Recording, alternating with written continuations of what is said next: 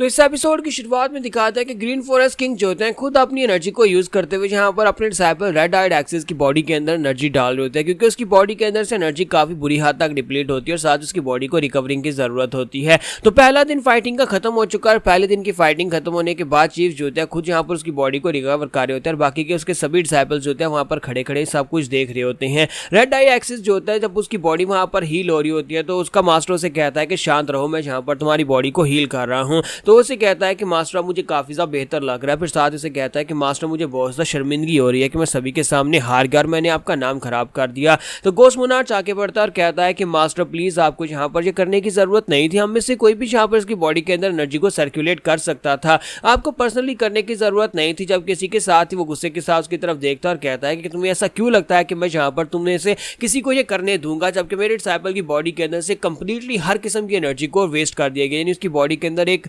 Energy का एक जरा भी नहीं बचा था। और अगर यहाँ पर थोड़ी सी देर की जाती तो ये बेचारा मर जाता। और मैं यहाँ पर ये भी वेरीफाई करना चाहता था कि जिस टेक्निक के साथ इसके ऊपर अटैक हुआ था आखिर वो टेक्निक क्या है, और तुम लोग चाहते हो कि तुम यहाँ पर खुद इसकी एनर्जी को दोबारा से हील करो, जबकि तुम्हारा मास्टर यहाँ पर मौजूद है और तुम लोग तो बिल्कुल बेकार हो। और सभी लोग वहां पर अपने सर झुकाकर खड़े हो जाते हैं और इसी के साथ उनका मास्टर उनसे कहता है कि मैंने यहाँ पर इसकी बॉडी के अंदर ये चीज कंफर्म करनी थी कि आखिर इस एनर्जी ने जो रेड एनर्जी इसकी बॉडी के अंदर गई है उसने इसकी बॉडी को कितना नुकसान पहुंचाया है। आखिर यहाँ पर डाइब्यूल स्ट्रॉन्ग होल्ड के चीफ की आइडेंटिटी क्या है, तुम सभी लोग यहाँ पर इस बारे में क्या जानते हो कि आखिर वो मास्टर कौन है और कहां से आया है, ली मूजिन के बारे में क्या कुछ पता है। तो वो लोग कहते हैं कि सर ली मूजिन के बारे में बस इतना पता है कि वो डाइब्यूल ग्रुप का चीफ है, हमें बस इतना ही पता है, इसके अलावा हमें उसकी बैकग्राउंड के बारे में कुछ नहीं पता कि वो कहां से आया और कहां और उसकी बैकग्राउंड क्या है। रेड आइड एक्सिस उन लोगों से कहता है कि फाइटिंग के दौरान ली मूजिन ने जिस स्पेशल टेक्निक को यूज किया था उस टेक्निक की वजह से मुझे कुछ अजीब सी वाइब आ रही है, मुझे वो टेक्निक कुछ ठीक नहीं लग रही, मुझे नहीं लगता कि वो कोई राइटियस टेक्निक है, मुझे किसी भी एंगल से वो एक राइटियस टेक्निक बिल्कुल भी नहीं लगी। तो उसका मास्टर से कहता है कि हाँ तुमने बिल्कुल ठीक कहा, वो एक राइटियस टेक्निक बिल्कुल भी नहीं थी। तो अब यहाँ पर ये सभी लोग आपस में बहस करना शुरू कर देते हैं कि आज यहाँ पर डाइब्यूल ग्रुप के चीफ ने ये सब कुछ क्यों किया है, क्योंकि वो लोग काफी सालों से हमारे साथ है, उन्हें पता है कि डाइब्यूल ग्रुप के चीफ जो है उनका जो स्ट्रॉन्ग होल्ड है वो पिछले कई सालों से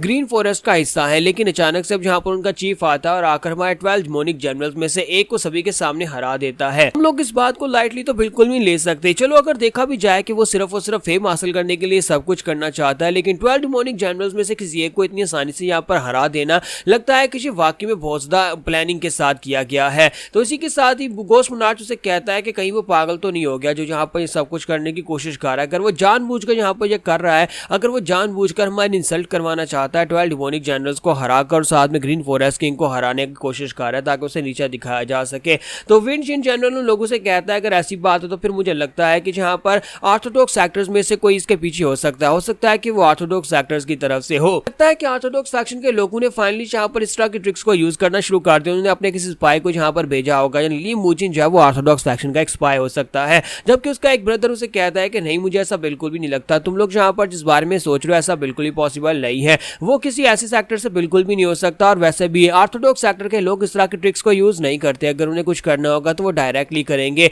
वो लोग अपने आप के ऊपर बहुत ज्यादा भरोसा करते हैं और वो लोग कुछ ज्यादा प्राउड होते हैं, इसी वजह से वो गंदी चालें बिल्कुल भी यूज नहीं करते। जबकि इसके साथ ही ग्रीन फॉरेस्ट किंग जो है उन लोगों से कहता है कि सभी लोग शांत हो जाओ, मैं यहाँ पर तुम्हें कुछ दिखाना चाहता हूँ। और उसी के साथ ही वो वहाँ पर रेड आई एक्सिस की बॉडी के अंदर से उस रेड एनर्जी को निकालते हैं, तो साथ उन्हें वहाँ पर वो पॉइजनस कीड़ा यानी वो मकड़ी जो होती है वहाँ पर से निकल आती है। उसकी बॉडी के अंदर अभी भी यहाँ पर रेड कलर की एनर्जी होती है। जब वो रेड कलर की एनर्जी को उनके सामने करते हैं तो वो लोग कहते हैं कि ये तो एक वेनमस स्पाइडर है, ये टेक्निक यानी वेनमस स्पाइडर वाली टेक्निक जो है ये टेक्निक ऑर्थोडॉक्स सेक्टर के अंदर तो कोई भी यूज नहीं करता। तो ग्रीन फॉरेस्ट किंग उनसे कहता है कि हाँ तुम लोगों ने बिल्कुल ठीक समझा, इस तरह की टेक्निक्स जो थी वो आज से 20 साल पहले इस्तेमाल होती थी। आज से 20 साल पहले एक ग्रुप था म्यूरियम के अंदर जो इस तरह की टेक्निक्स को यूज करता था, यानी कि डिमोनिक कल्ट के कमीने लोग, वो लोग जहां पर इस तरह की घटिया टेक्निक्स को यूज किया करते थे। इसका मतलब यह है कि डिमोनिक कल्ट के लोग वापस आ गए हैं। अगर डिमोनिक कल्ट के लोग वापस आ गए और बदला लेने के लिए सब कुछ कर रहे हैं तो फिर तो यहाँ पर ग्रीन फॉरेस्ट का ये समिट यानी ये कंपटीशन जो है बहुत बड़े खतरे में है। तो इसी के साथ ही यहाँ पर दूसरी तरफ का सीन दिखाते हैं जहाँ पर लूना फेरी जो होती है अपनी कुर्सी के ऊपर बैठी होती है और एक बंदा उसके पास आता है और उसे कहता है जो मैसेज हमें मिला है उसके मुताबिक ली मूजिन ने बहुत ही अच्छा काम किया। ली मूजिन ने 12 डिमोनिक जनरल्स में से एक को रेड आइड एक्सिस को सभी के सामने हरा दिया है। तो लूनार फेरी उसे कहते हैं ये तो बहुत ही अच्छी बात है, फिर साथ ही उसे कहती है कि मैं चाहती हूँ कि जहाँ पर इस बार ग्रीन फॉरेस्ट किंग को बहुत ही बड़ा झटका मिलना चाहिए, उसके जितने भी डिमोनिक जनरल्स हैं हर एक को हरा दिया जाए। क्या हमारे बाकी के सभी चीज रेडी हैं कि हमने वहां पर अपने लोगों को भेजा था, कई सालों पहले हम लोगों ने ये प्लानिंग की थी कि सबसे पहले म्यूरियम के अंदर अगर हम लोग यहाँ पर अटैक करेंगे तो ग्रीन फॉरेस्ट के ऊपर अटैक करेंगे और इनको कमजोर करेंगे। तो अब यहाँ पर बताओ कि बाकी के सभी लोग भी ठीक काम कर रहे हैं? तो उसे कहता है जी हाँ क्यों नहीं। तो एक वहां पर ट्राइब्लेड स्ट्रॉन्ग होल्ड का नाम है जहां पर उनका जो चीफ है वो भी यहाँ पर डिमोनिक कल्ट से ही है और उसका नाम कोल्ड ब्लडेड स्वर्ड डीमन है। दूसरी तरफ से स्टॉर्म स्ट्रॉन्ग होल्ड है, उसका चीफ जो है वो भी यहाँ पर उन्हीं का साथी है, वो भी डिमोनिक कल्ट का ही एक मेंबर है। तो जंगल से जानवर पकड़ पकड़ कर ला रहा था उनका शिकार करके। तो इसका जो नाम होता है वो शैडो स्लाटर होता है। फिर यहाँ पर डोंग रिवर स्ट्रॉन्ग होल्ड होता है। तो यहाँ पर इसका जो स्ट्रॉन्ग होल्ड का जो चीफ होता है वो भी यहाँ पर दिखाई दे रहा होता है कि वो एक मोटा सा बंदा होता है और काफी सा बुखर टाइप का बंदा है।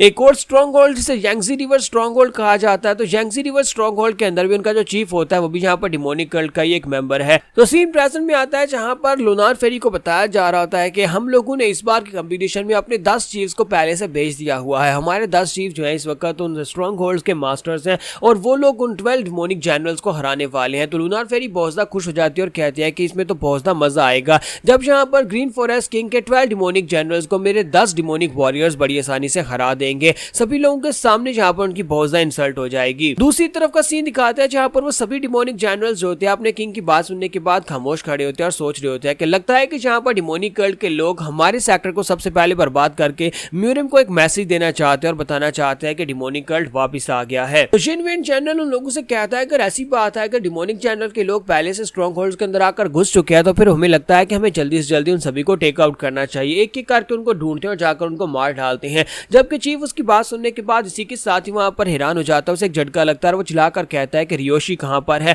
क्या तुम में से किसी ने रियोशी को देखा है? वो कहां पर है? तो एक जनरल उसे कहता है कि सर रियोशी के बारे में तो मुझे नहीं पता क्योंकि फाइट स्टार्ट हो रही थी। जब वहां पर रेड आइड एक्सिस की फाइट स्टार्ट होने वाली थी उससे पहले रियोशी वहां से निकल गई थी, वो कहीं बाहर चली गई थी। तो ये बात सुनने के बाद ग्रीन फॉरेस्ट किंग उसे कहता है क्या वो कहीं बाहर चली गई? हाँ मुझे पता है कि वो हर वक्त ऐसा ही करती है, लेकिन अब इस वक्त जिस वक्त हालात काफी ज्यादा खराब है उसे बाहर नहीं जाना चाहिए था। वो अपने जनरल से कहता है कि जल्दी से जाओ, हर जगह के ऊपर जाकर उसे ढूंढो। मैं चाहता हूं कि रियोशी को ढूंढ कर लाओ क्योंकि अगर डिमोनिक कल्ट के लोगों को रियोशी की आइडेंटिटी के बारे में पता चल गया तो फिर हमारे लिए बहुत ज्यादा बुरा हो जाएगा क्योंकि वो लोग उसे यहाँ पर बंदी बनाकर रख सकते हैं। जबकि यहीं पर से नेक्स्ट सीन जो होता है 5 पीक स्ट्रॉन्ग होल्ड के बेस का दिखाया जाता है कि वो लोग अपने तंबू के अंदर होते हैं और वो लोग कहते हैं कि ये क्या, हमने ग्रीन फॉरेस्ट की फाइट तो की नहीं, यानी कि हमने किसी कंपटीशन में हिस्सा लिया नहीं, फिर भी यहाँ पर हमारे पास एक मेहमान आ गया है। फिर साथ ही वो कहते हैं कि चलो कोई बात नहीं, एक मेहमान तो मेहमान ही होता है। तो हमारे जोका के पीछे पीछे वो लड़का जो होता है उसके मेन कैंप के अंदर आ गया होता है। तो हमारा जोका कहता है कि यार ये लड़का यहाँ पर कर क्या रहा है, मैं तो इसे यहाँ पर बिल्कुल भी नहीं बुलाया, ये खुद ही यहाँ पर चला आया है।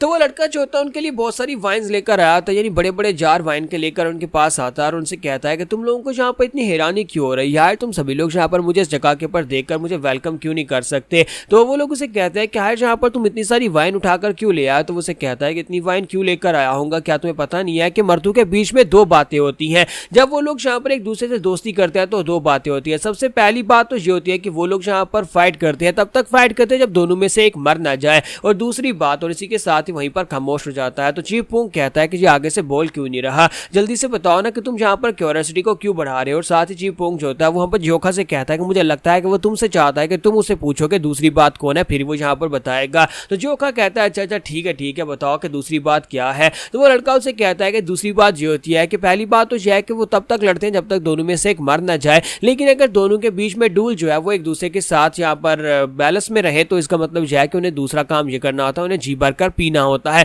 तो आज रात में तुम सभी लोगों के साथ यहाँ पर पीने वाला, इसलिए वाइन भी मैं लेकर आया हूँ। तो यहाँ पर हमारी एपिसोड 55 का एंड होगा और नेक्स्ट एपिसोड में देखेंगे कि आज ये लड़का है कौन और दूसरी तरफ से रियोशी कौन है जिसको ग्रीन फॉरेस्ट किंग और उसके साथी आप ढूंढ रहे हैं।